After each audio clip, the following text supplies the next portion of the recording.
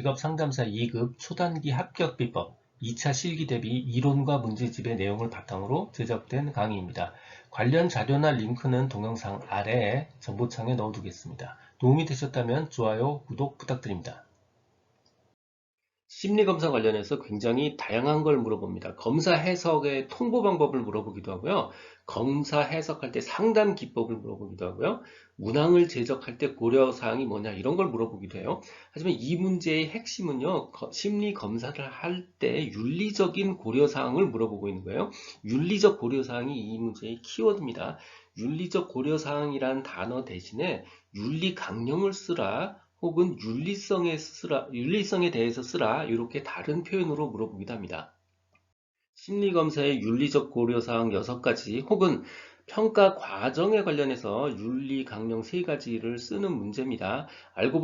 내용 알고 보면 굉장히 상식적이라서 하나도 어렵지는 않아요. 근데 문제는 뭐냐면 수험장에 가서 손으로 이 6가지를 써야 되는데 실제로 수험장에 가면 하나나 2개밖에 생각이 안 나요. 이게 어려운 문제입니다. 간혹 보면 우리가 인간 같은 강의를 막 들으면서 강사가 줄줄줄줄 얘기해 주니까 자기가 줄줄줄줄 이해하고 있는 줄 알아. 자기가 줄줄줄줄 아는 줄 알아.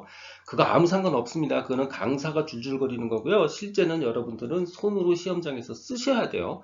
그래서 반드시 이 강의를 듣는 것도 중요하지만 반드시 손으로 공부를 하셔야 됩니다. 손으로요. 손으로 공부하셔야 돼요. 이렇게 귀로만 공부하시면 안 됩니다.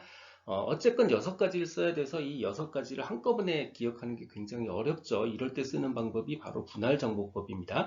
이 6가지를 그룹으로 나눠주는 거예요. 자, 첫 번째는 평가 과정 중에 그룹으로 하나 나누고요. 두 번째는 사용 전에 해야 되는 일, 마지막으로는 검사 자체의 타당성 이렇게 3가지 그룹으로 나눴습니다. 이 그룹명은 답으로 쓰실 필요가 없습니다. 이렇게 나눠서 기억해야 기억이 쉽다고 제가 지금 제안하는 거예요. 자, 첫 번째 평가 과정 중에 윤리적 고려사항. 평가 과정 중에 윤리적 고려사항만 따로 묻는 문제가 있기 때문에 이건 반드시 기억하셔야 돼요. 자, 내용 알고 보면 상식적입니다. 첫 번째, 적절한 훈련을 받지 않은 사람이 심리검사를 시행하면 안 되죠.